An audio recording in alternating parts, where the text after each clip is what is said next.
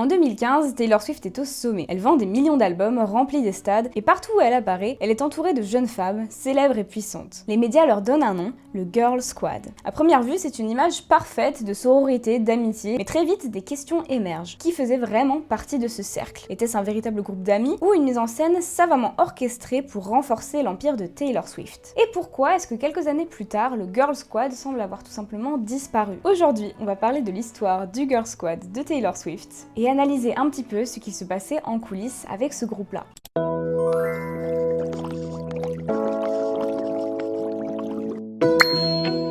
Coucou les copains, bienvenue dans cette nouvelle vidéo. Moi c'est Calypso. Je suis trop contente de vous retrouver aujourd'hui déjà parce que je suis super de bonne humeur parce que look at that! Regardez, who's this diva? Genre vraiment, je suis allée chez le coiffeur parce que j'en avais un peu marre. Enfin, on dit que les cheveux retiennent les souvenirs. C'est un peu vrai. Enfin, je veux dire, moi j'ai, bon, comme beaucoup de meufs, hein, on a besoin de changements capillaires pour passer à autre chose. Et moi qui ai tendance à beaucoup rester bloquée dans le passé, j'avais besoin de changement, j'avais besoin de, voilà, de unlock une nouvelle personnalité, une nouvelle moi. Parce qu'en fait, sans vous mentir, j'étais grave en mode ouais, projet cheveux longs, mago. Et en fait, comme ils mettent 1000 ans à pousser et que j'ai un peu la flemme d'investir dans des produits, des compléments alimentaires, des vitamines ou que sais-je pour qu'ils poussent plus vite, j'ai juste fait ça. Mais pour ceux qui débarquent sur la chaîne, je me présente, du coup bonjour, vous ne me connaîtrez maintenant qu'avec cette coupe de cheveux là.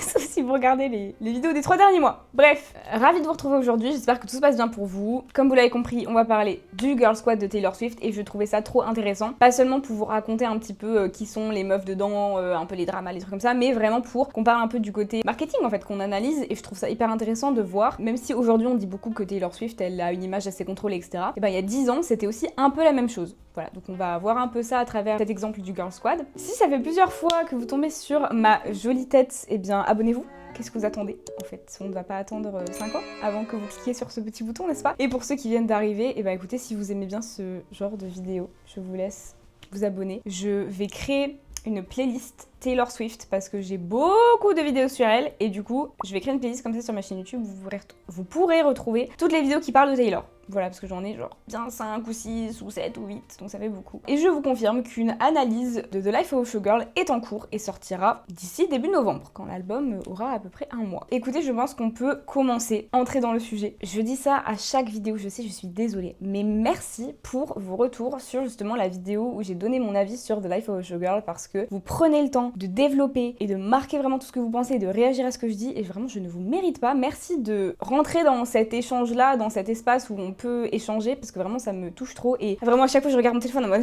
nouveaux commentaires pour regarder sur YouTube. Donc vraiment j'adore, merci beaucoup pour tous vos retours et c'est hyper intéressant voilà d'avoir un petit espace où on peut débattre et parler de tout ça. Merci, je vous aime très fort. Commençons pour de vrai. Mais donc, c'est quoi exactement le Girl Squad de Taylor Swift? Parce que c'est vrai que là, on va retourner quand même bien 10 ans en arrière, environ en 2014-2015, quand Taylor était dans sa 1989 era. Et donc, beaucoup d'entre nous n'étaient pas là, pas encore fans ou alors trop jeunes. Perso, j'avais 10 ans. Autant vous dire que je suis complètement passée à côté de cette era. Comment est-ce qu'on entre dans ce Girl Squad? Quels sont les critères d'éligibilité? Est-ce que Taylor va prendre une meuf random sur un trottoir et dire « Toi, tu es ma copine ?» Presque.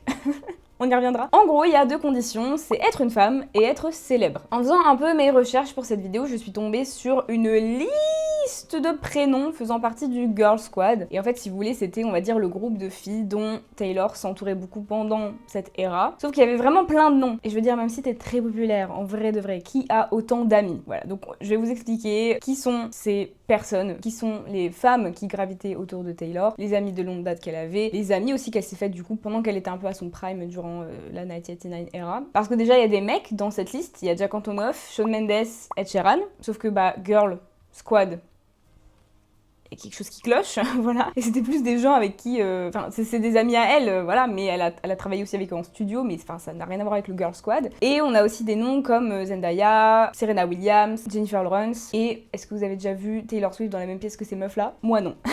Voilà, donc c'est pour ça, on va remettre un peu d'ordre dans tout ça.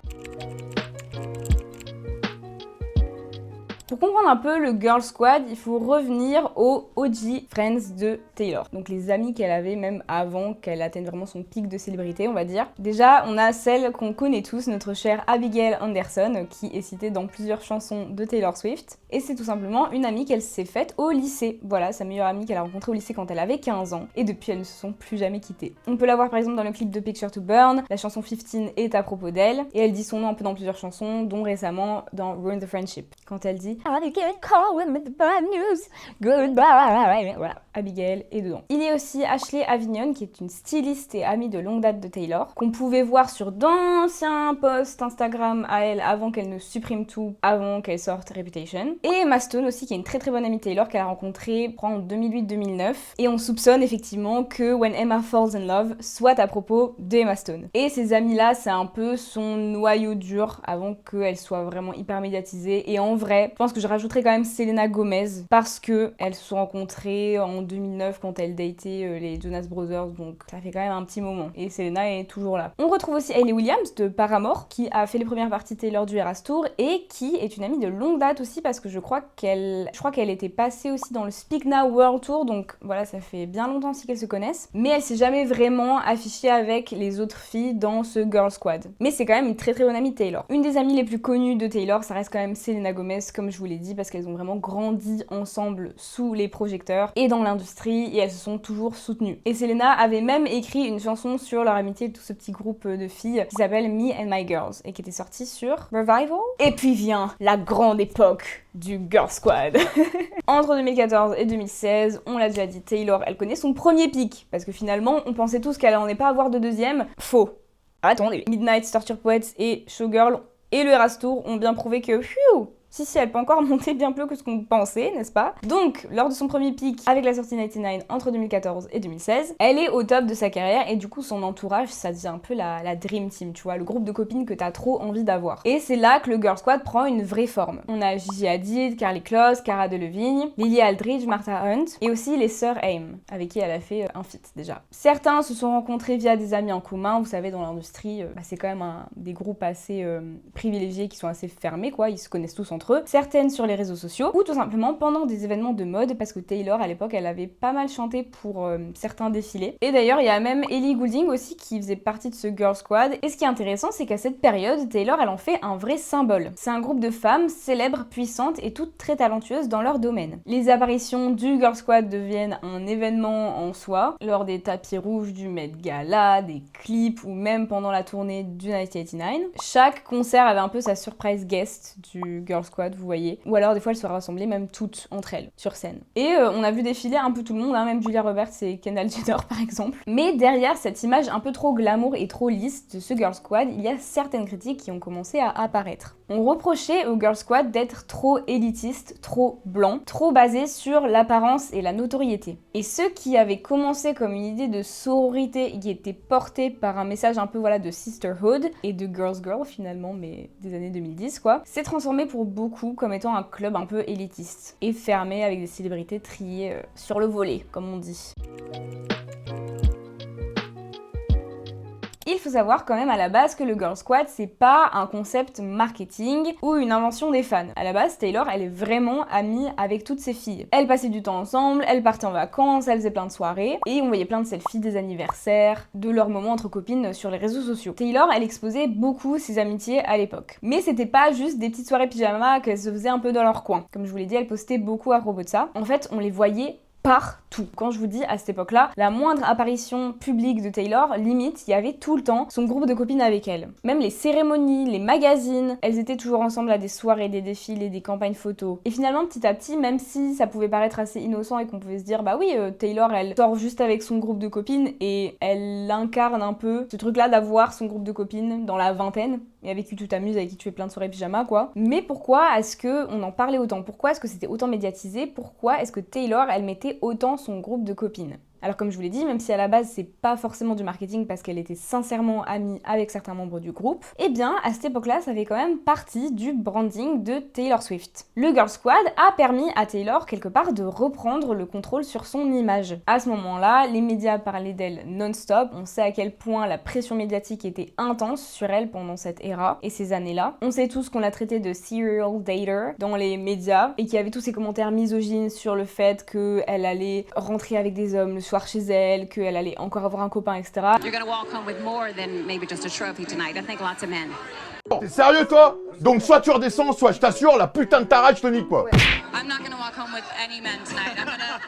I'm gonna go hang out with my friends, and then I go home to the cats. No men allowed. Men get me in trouble. I gotta tell you. D'où Blank Space, voilà, ce type de chanson qu'elle a écrit pendant cette ère-là, parce que ça faisait quand même plusieurs années que les gens la saoulaient avec ça, tout simplement. Et on la ramenait toujours à Joe Jonas, à Harry Styles, à Jake Gyllenhaal, là, le mec de All Too Well, là. John Mayer aussi, enfin bref, tous les gars avec qui elle était sortie. Et Taylor a essayé d'en rire, hein, on la voyait très silencieuse sur le sujet pendant des années, elle a rien dit, même si elle savait toutes les critiques qu'elle se prenait, et elle a préféré répondre en chanson, hein.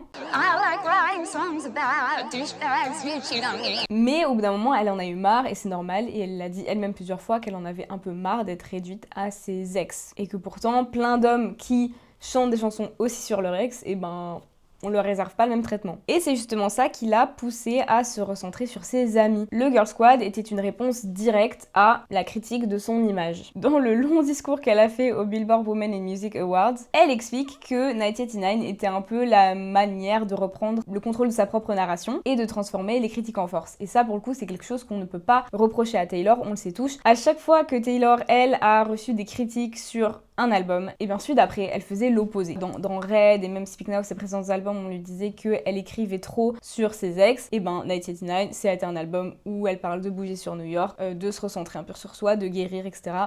Même si, je vous l'accorde, il y a quand même beaucoup de chansons de rupture, et c'est ok. Pareil, regardez ce qui s'est passé après Folklore Evermore. On a eu un retour à la pop, avec des paroles un peu plus légères, mais quand même assez deep. Mais en tout cas, les prods étaient plus lourdes, on va dire, que sur Folklore Evermore. Torture Poets, on a eu 31 sons.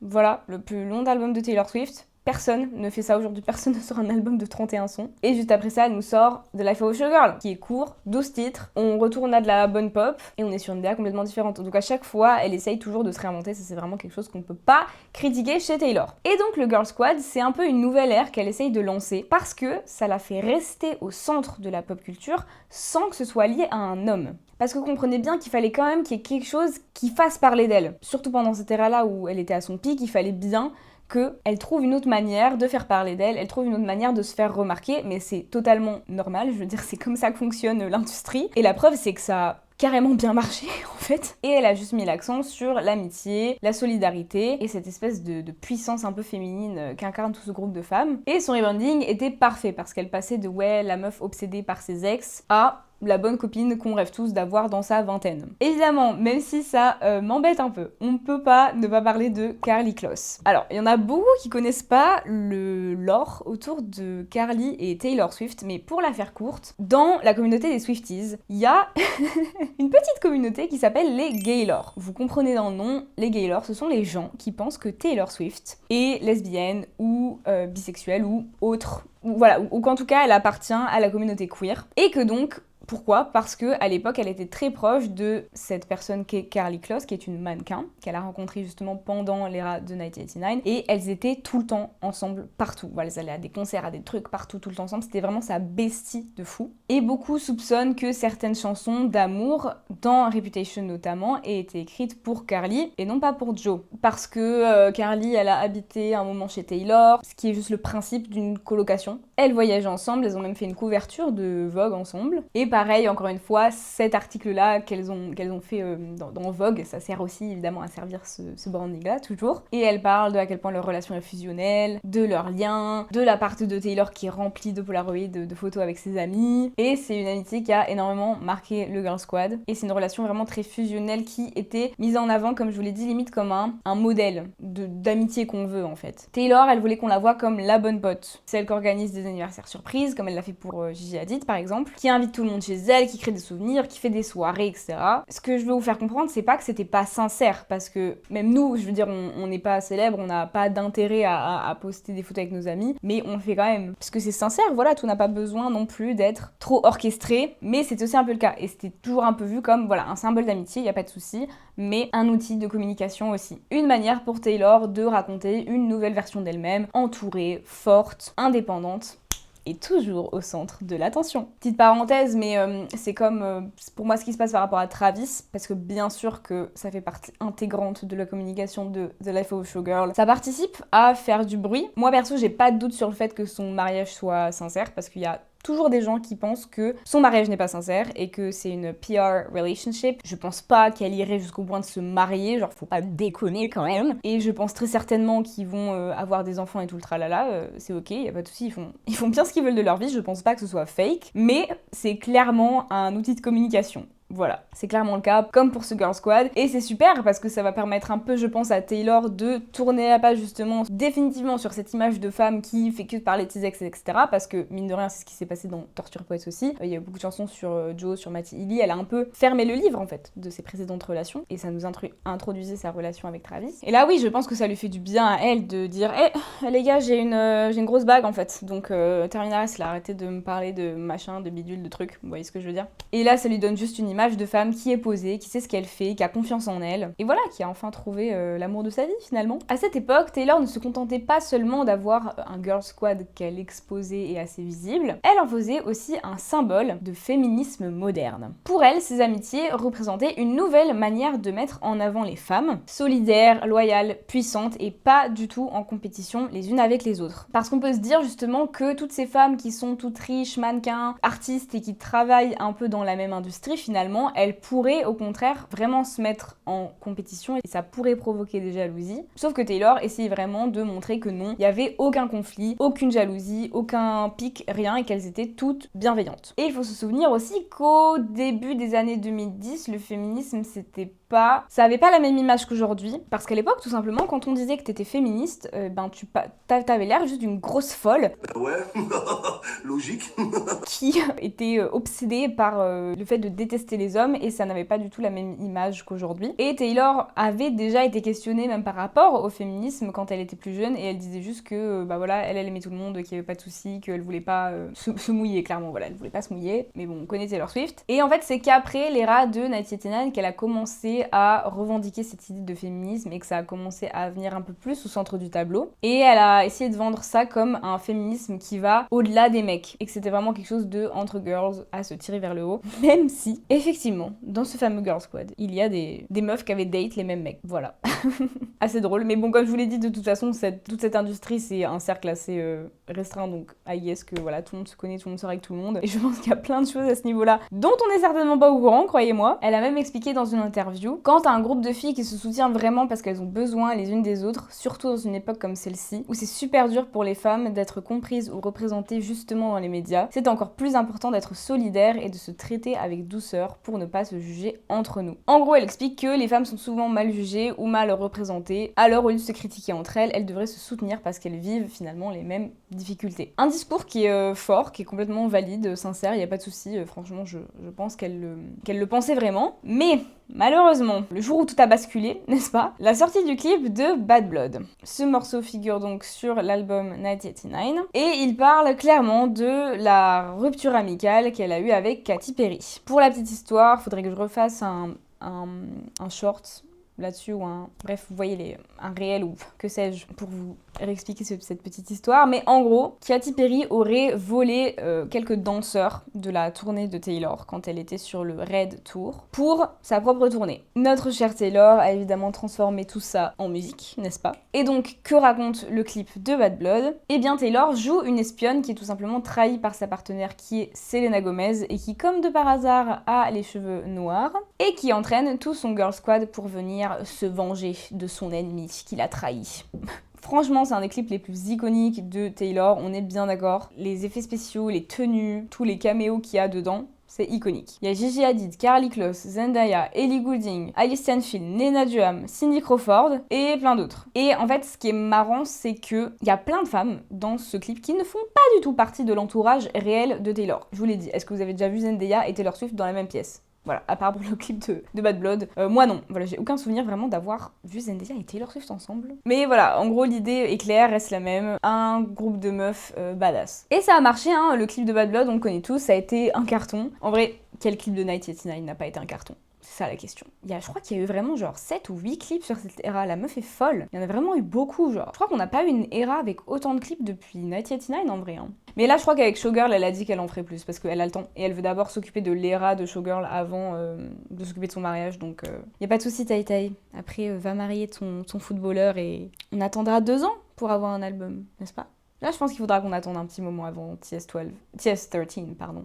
Ce qui est pas plus mal. Mais bon voilà, Bad Blood a été nommé 8 fois au MTV Music Awards et a remporté vidéo de l'année. Si c'est pas beau ça. Taylor est évidemment montée sur scène avec toutes ses petites girlies, avec cette tenue d'ailleurs qui est absolument immonde. Voilà, je crois que c'est un des pires looks que Taylor ait jamais porté. Alors pourtant j'adore son make-up, hein, vraiment le smokey, je crois que ça s'appelle comme ça, le smokey eyes là qu'elle a en mode foncé sur les. Ça lui va trop bien la coupe, pareil j'adore. Et la tenue, l'espèce de survêt à paillettes là. Mais en fait, le truc avec Taylor Swift, c'est que trop c'est trop.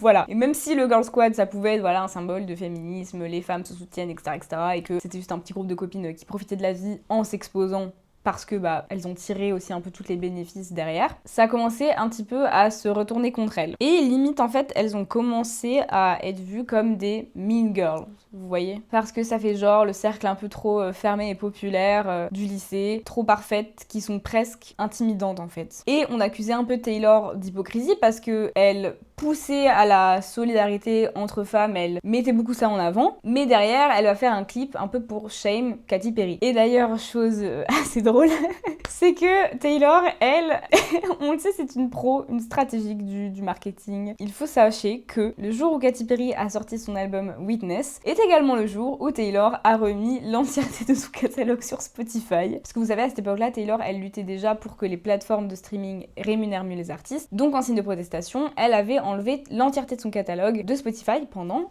un bon petit moment, hein, pendant bien un peu plus d'1 an je crois. Et elle a évidemment choisi de le remettre le jour de la sortie du nouvel album de Katy Perry. Taylor Swift, vous êtes choqués? Moi non.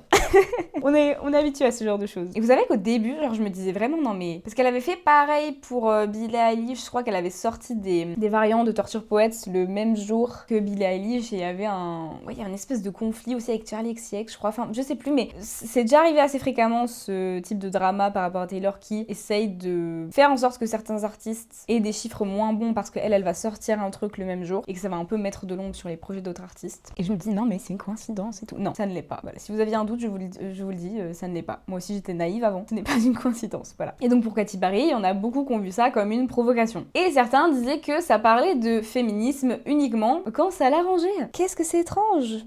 Parce que 10 ans plus tard, on a un peu le même discours. Mais bon, après Taylor, elle a toujours mis en avant le droit des femmes, il n'y a pas de souci. Enfin, on l'a vu même avec le clip de The Man, où évidemment qu'elle soulevait un vrai problème en disant bien que si elle avait été un homme, elle aurait pas eu à autant galérer dans cette industrie. Mais je trouve que ça manque quand même cruellement de nuances, ce type de discours, parce que Taylor, elle reste une femme blanche, privilégiée, qui a grandi dans un milieu aisé et qui, encore aujourd'hui, a beaucoup d'argent. Et en fait, qu'elle le veuille ou non, elle a quand même bénéficié de l'avantage de ses standards dominants. Et pareil, ce que je veux faire comprendre aussi, c'est que c'est pas mauvais. Voilà, personne n'a demandé à Taylor Swift d'être née dans un pays du tiers-monde, c'est pas ça que je dis. C'est que c'est bien aussi d'avoir un regard quand même... Faut poser un contexte en fait sur les choses. Faut poser un contexte sur les paroles qu'on dit, que les artistes disent. Parce que voilà, c'est une réalité aussi, Taylor elle est beaucoup accusée de white feminism, hein. Voilà, de prôner un féminisme qui ne défend pas les... Enfin, en tout cas qui ne va pas plus loin que les femmes qui lui ressemblent et qui n'inclut pas forcément les femmes issues de minorités. Il y avait aussi eu une petite embrouille avec Nicki Minaj quand Anaconda n'avait pas été nommée au VMA dans Vidéo de l'année. Nicki, elle avait un peu dénoncé le manque de diversité et cette espèce de non-reconnaissance pour les artistes noirs. Et en fait, Taylor a répondu à Nicki Minaj avec un tweet comme si Nicki l'attaquait personnellement. Et c'était un gros malentendu parce qu'en fait, Nicki Minaj lui a dit mais pourquoi tu réponds Taylor? Genre, je t'ai pas attaqué toi, voilà. Et en fait, à ce moment-là, c'était un peu la guerre sur Twitter.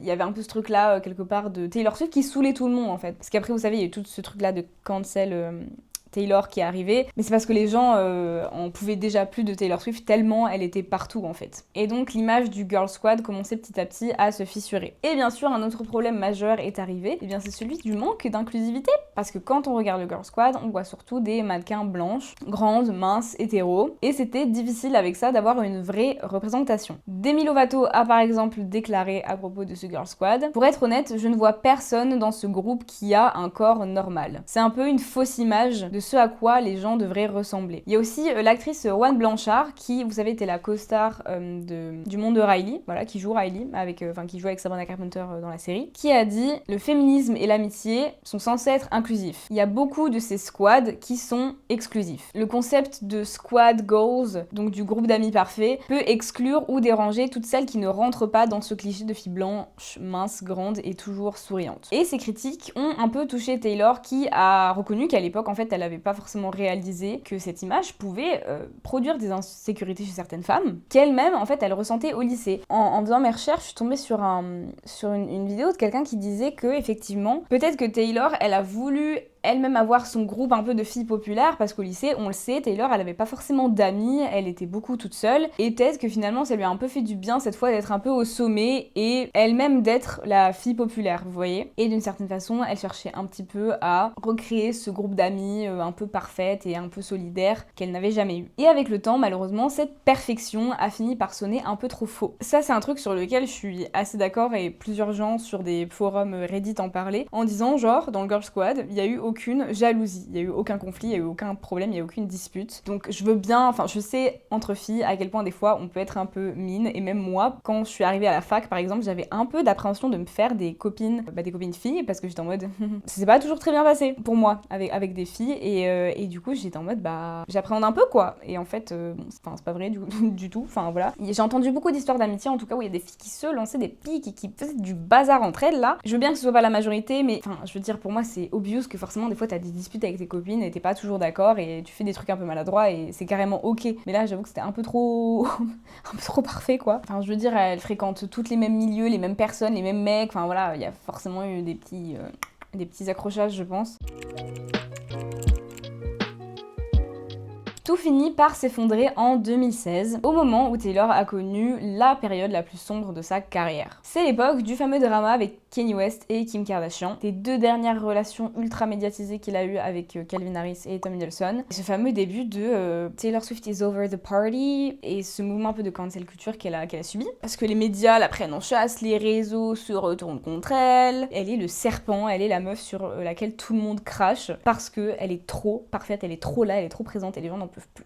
On le sait tous, Taylor disparaît, plus de sorties publiques, plus de posts, et plus de Girl Squad. Et c'est un peu logique en vrai, parce que ce cercle ultra exposé ne pouvait pas survivre à cette espèce de tempête médiatique qu'il y a eu. Déjà parce que en fait elle s'est volontairement mise en retrait, et de deux, il commençait un petit peu à y avoir des conflits d'intérêts en fait entre les filles, parce que Kendall Jenner, qui était une membre du Girl Squad, elle faisait partie du clan Kardashian aussi, et la fameuse Karlie Kloss dont je voulais parler était managée par Scooter Braun, et est d'ailleurs toujours amie avec lui aujourd'hui. Et vous le savez, c'est celui qui du coup a racheté le catalogue de Taylor pour ensuite le revendre. Et donc leur amitié s'est un peu dégradée, puisqu'en plus Karlie Kloss a été vue avec Katy Perry en train de dîner, et comme je vous l'ai dit, elle a continué à fréquenter Scooter Braun. Donc pour beaucoup de fans, c'était un peu la trahison ultime, et ça montrait tout simplement que Karlie et Taylor n'étaient plus amis. Le Girl Squad s'est donc dissous, doucement mais sûrement, et Taylor de son côté a pris du recul et a aussi pas mal réfléchi à la situation, ce qui lui a quand même permis de regagner un peu de pouvoir sur sa situation et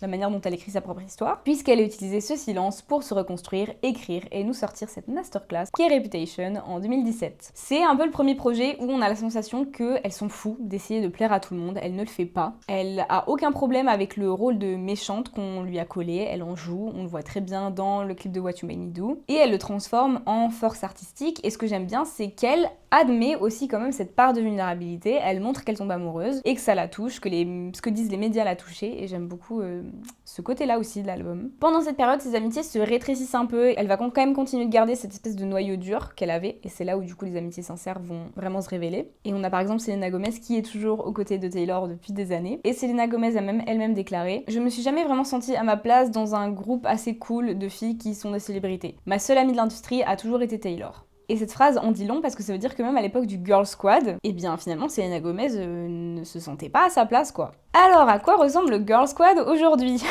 Taylor, comme je vous l'ai dit, elle s'est entourée d'un cercle solide et beaucoup plus discret. On a toujours Gigi Hadid, il y a Sophie Turner aussi, Selena Gomez évidemment, les sœurs Haim qui sont toujours là. À l'époque, Blake Lively, mais du coup, c'est plus trop le cas actuellement, je crois. Et on peut compter aussi, je pense, Sabrina Carpenter et Gracie Abrams qui sont des amies de Taylor. Elle ne s'affiche plus du tout comme un squad, mais voilà, on sent toujours que elle a de l'affection pour ses amis, elle se cache pas quand elle fait des sorties avec elle, tout ça. Mais ça a juste plus le même impact qu'avant, et la même manière d'être mis en avant surtout. Et on peut évidemment aussi compter, je pense, Jack Antonoff et Aaron Dessner avec lesquels elle a travaillé, même Ed Sheeran, elle dit que c'est toujours son meilleur ami. Et ça marque quand même un sacré tournant, parce que ça veut dire que Taylor, elle a plus besoin d'un groupe d'amis pour faire valider son image et la contrôler et l'emmener dans une certaine direction. Elle est redevenue indépendante, maîtresse de sa narration, il n'y a pas de souci. Et comme je vous l'ai dit, voilà, tout ce truc-là de la folle aux ex, la folle aux hommes, c'est un peu calmé, heureusement pour elle. Mais pourtant, il faut quand même reconnaître que l'époque du Girl Squad reste un moment assez culte dans la carrière de Taylor Swift. Et si Taylor semble plus libre et plus confiante aujourd'hui sans avoir besoin de rien prouver à personne, c'est justement, je pense, parce qu'elle a appris à ne plus tout partager. Et qu'en fait, transformer sa vie en narration parfaite ne lui servirait strictement à rien. Et même si elle subit encore des critiques misogynes, bien sûr, et qu'on dit qu'elle est trop manipulatrice, qu'elle calcule encore toujours ses coups, elle a carrément prouvé avec l'era de Reputation qu'elle pouvait survivre à ça. Parce que oui, le Girl Squad a disparu, mais Taylor Swift, elle, est toujours là, entourée de ses vrais amis. Et aujourd'hui, on voit une Taylor qui a quand même beaucoup plus confiance en elle qu'à l'époque.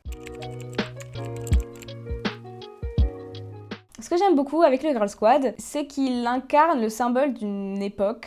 C'est comme un espèce de miroir un peu de la pop culture finalement des années 2010. Et ça montre à la fois le pouvoir que peuvent avoir les images et ce qu'on expose de nous, mais aussi voir les limites de cette représentation-là. À travers toutes ces photos, ces clips, ces tapis rouges, Taylor, elle a créé un espèce d'idéal d'amitié entre femmes. Et c'est quand même cool parce que ça a permis de mettre en avant vraiment la sororité finalement entre femmes du même milieu. Parce qu'il y avait peu d'artistes qui mettaient en avant leurs amitiés à ce point à cette époque-là. Mais elle nous a aussi montré du coup la limite de cette espèce de branding un peu trop parfait. Et finalement aujourd'hui c'est agréable parce qu'on voit qu'elle peut retrouver sa propre liberté par elle-même et non forcément avec quelque chose qui dépend de ses relations, qu'elles soient amicales ou amoureuses. Voilà les copains, c'est tout pour cette vidéo, j'espère qu'elle vous aura plu. N'hésitez pas à me laisser votre avis sur toute cette petite era et je suis un peu curieuse de savoir s'il y en a qui étaient fans d'elle à ce moment-là de sa carrière, parce que c'est vrai que ça remonte, enfin comme je vous l'ai dit, moi j'avais 10 ans, donc voilà. Mais je sais qu'il y a des Swifties plus âgés que moi qui me suivent. La semaine prochaine, on va parler d'Eternal Sunshine d'Ariana Grande et comment finalement elle a un peu réinventé sa carrière. Et pareil de tout son rebranding et tout pendant cette era-là, comment elle a un peu pris un autre tournant finalement avec cet album. Qu'est-ce que ça a changé? N'hésitez pas à vous abonner si vous avez bien aimé cette vidéo, je vous laisse finalement parcourir toute ma chaîne YouTube parce que commence à y avoir pas mal de vidéos là, surtout sur Taylor, donc vous trouverez, je l'espère, votre petit bonheur. Ma nouvelle coupe de cheveux iconique et moi, on vous dit à très vite. Et n'hésitez pas à me suivre aussi sur Insta si c'est pas déjà fait. Prenez soin de vous et je vous fais des gros bisous.